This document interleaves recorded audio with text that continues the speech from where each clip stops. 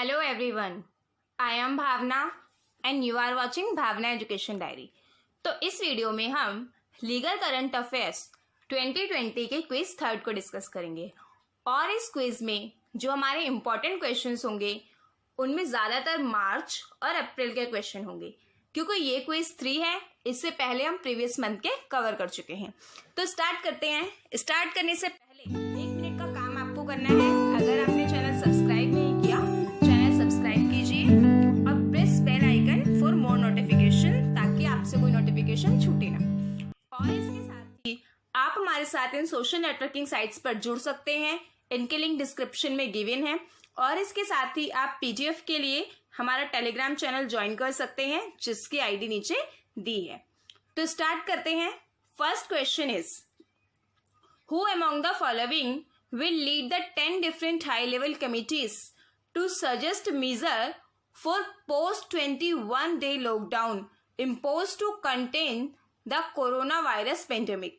तो मार्च में जैसे कि 21st डे का लॉकडाउन अनाउंस हुआ था, तो यहाँ पे 10 डिफरेंट लेवल की कमिटीज जो है किसने हेड की थी, तो जिसका क्या काम था कि मीजर सजेस्ट करना 21 डे लॉकडाउन के लिए।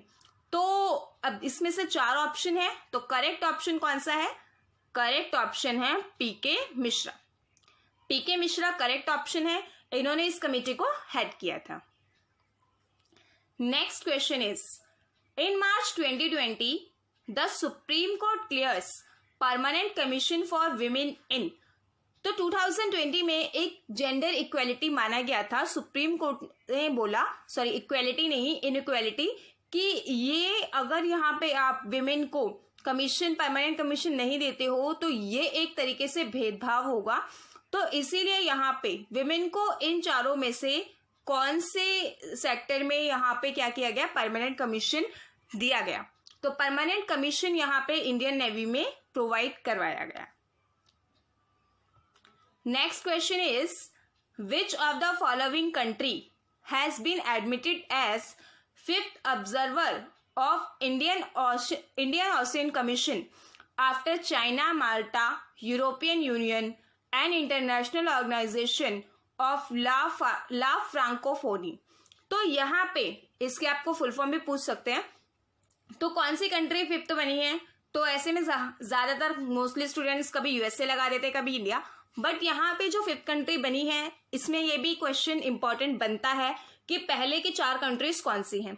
तो पहले की 4 कंट्री और ऑर्गेनाइजेशन वो ये हैं, और इसके साथ ही जो 5th न्यू बने हैं वो अपनी इंडिया ही है। Don't be confuse. तो नेक्स्ट क्वेश्चन देखते हैं। अगर आपने हमारी पहली और दूसरी क्विज नहीं देखी है जरूर देखिए। इसके साथ मंथली लीगल करंट अफेयर्स पे भी हमारी वीडियोज हैं, प्लेलिस्ट में गिवन है, उन्हें भी जरूर चेक कीजिए। तो स्टार्ट करते हैं। Next question, the Lok Sabha pass the aircraft amendment bill. 2020 का एयरक्राफ्ट अमेंडमेंट बिल पास हुआ है जिसे लोकसभा ने पास किया है, और इसमें क्या की जाएगी चीजें? इंटरनेशनल सिविल एविएशन ऑर्गेनाइजेशन के रिक्वायरमेंट को पूरा किया जाएगा। तो यहाँ पे जो इंटरनेशनल सिविल एविएशन ऑर्गेनाइजेशन है इसका हेडक्वार्टर कहाँ है? तो इसका हेडक्वार्टर लोकेट करता है कनाडा में। Next question is national forensic science university bill has been introduced in Lok Sabha. Lok Sabha में ये बिल इंट्रोड्यूस हुआ है, और किसके लिए हुआ है? ये नेशनल फॉरेंसिक साइंस यूनिवर्सिटी के लिए हुआ है, और ये कौन सी जगह में इंट्रोड्यूस हुआ है? तो ये कहाँ पे इंट्रोड्यूस हो रही है? यहाँ पे ये देखेंगे हम, नेशनल फॉरेंसिक साइंस यूनिवर्सिटी, ये है गांधीनगर में। Next question is the power JV, Tata Power JV has commenced commercial operations of Shwa-Khevi hydropower project in which of the following country।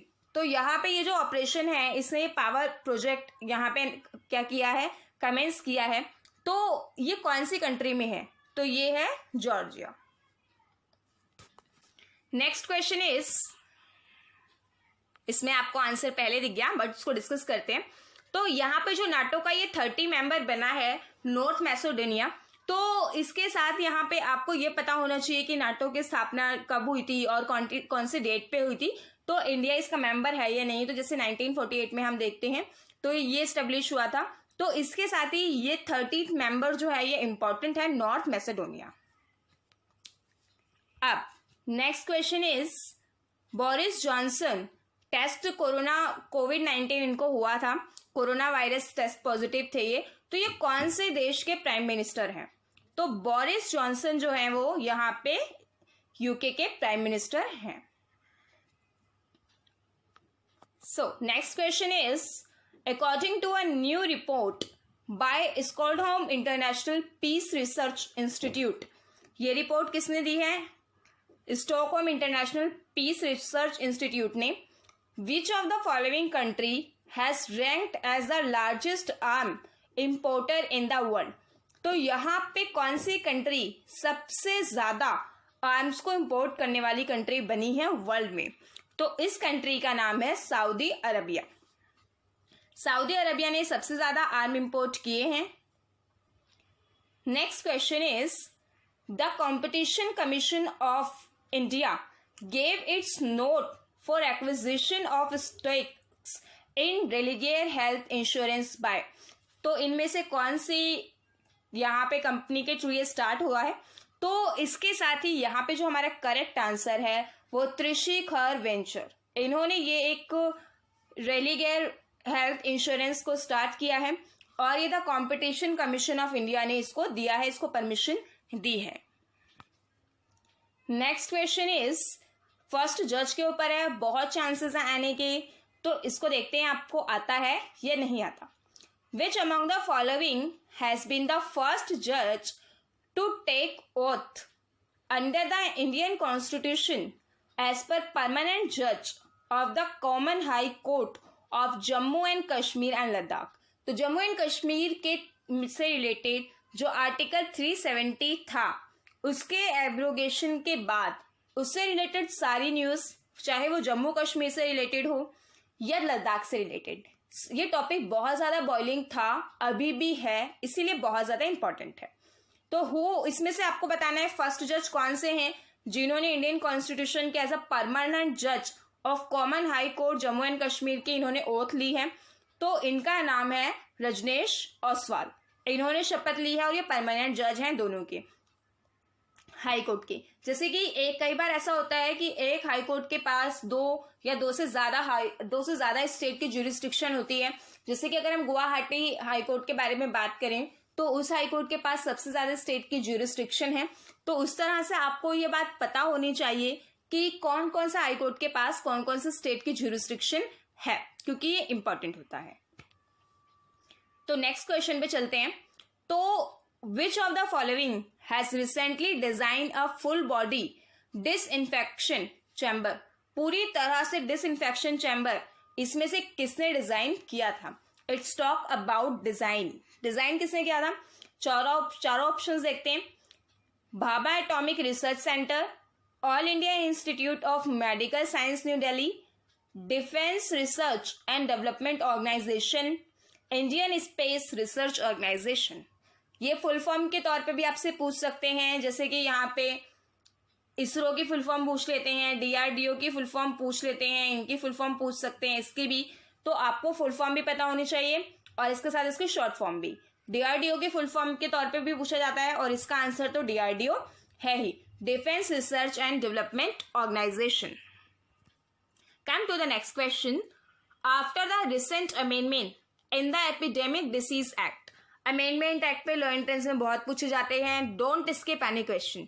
जहां से आपको जो क्वेश्चन मिलता है सही आप उसको जरूर देखें, क्योंकि कुछ भी क्वेश्चन एग्जाम में पूछे जा सकते हैं।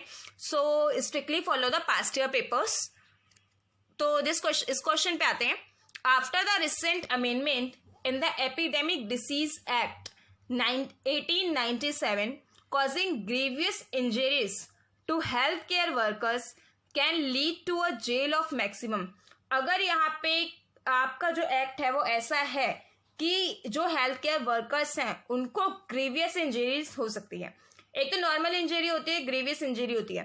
ग्रीवियस इंजरी होती है वो सीरियस होती है बहुत ज्यादा, जिसमें माना जाता है कि एटलीस्ट 20 डे तक बंदा क्या करता है, इंसान सफर करता है। 28 तक वो सफर करता है, इतनी लंबी अगर कोई डिसीज चलती है अप्रोक्स, तो वो ग्रीवियस में आ जाती है। अगर कोई चोट उससे पहले ठीक हो जाती है तो वो नॉर्मल में आती है। और ग्रीवियस के साथ यहाँ पे कुछ और एलिमेंट्स भी हैं जिसमें बॉडी पार्ट ब्रोकन, अलग अलग और भी फैक्टर्स हैं, तो वो भी इंक्लूड होते हैं। तो ग्रीवियस इंजरी जो है अगर वो होती है तो यहाँ पे कितने टाइम की मैक्सिमम इम्प्रिजनमेंट हो सकती है, that is 7 years। Our next question is, recently the Union Home Minister has made spitting in public without caring as a punishment offense under। तो कोविड-19 की वजह से ये स्टेप लिया गया है सिक्योरिटी के लिए। तो ये ऑफेंस जो है पनिशेबल किया गया है कौन से एक्ट के थ्रू? तो ये डिजास्टर मैनेजमेंट एक्ट के through spitting in public place without caring, इसको क्या पनिशेबल ऑफेंस माना गया है under DMA, disaster management act. Next question is, which of the following has launch a WhatsApp number? ये व्हाट्सएप नंबर है, पहले देखना है किस चीज के लिए। To report cases to domestic violence during the corona virus lockdown period. तो कोरोना वायरस लॉकडाउन पीरियड में डोमेस्टिक वायलेंस काफी ज्यादा बढ़ गई है। जैसे इसमें कुछ अच्छे और बुरे प्रभाव दोनों देखने को मिलते हैं। हमारा एनवायरमेंट जो है वो पोल्यूशन फ्री हुआ, एनवायरमेंट के साथ काफी जो यहाँ पे हमारी ग्रीनरी है उसमें काफी बेनिफिट देखने को मिलता है। और इसके साथ ही यहाँ पे डोमेस्टिक वायलेंस बहुत ज्यादा बढ़ा है। तो ये जो किसने इसके थ्रू ये व्हाट्सएप नंबर लॉन्च किया है? तो ये व्हाट्सएप नंबर लॉन्च किया है नेशनल कमीशन फॉर विमेन ने, विमेन की सेफ्टी के लिए। तो नेक्स्ट क्वेश्चन ये आपके लिए है, आपको इसका आंसर बताना है। तो क्वेश्चन क्या है? इस क्वेश्चन 16 क्वेश्चन है। Numaligarh refinery limited begins operations with precautions. तो आपको यहाँ पे ये बताना है नुमालीगढ़ रेफिनरी इज इन कहाँ पे लोकेट करता है।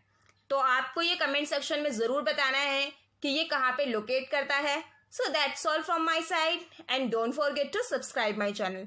वीडियो यूजफुल लगे तो चैनल को सब्सक्राइब कीजिए और शेयर करना मत भूलिए।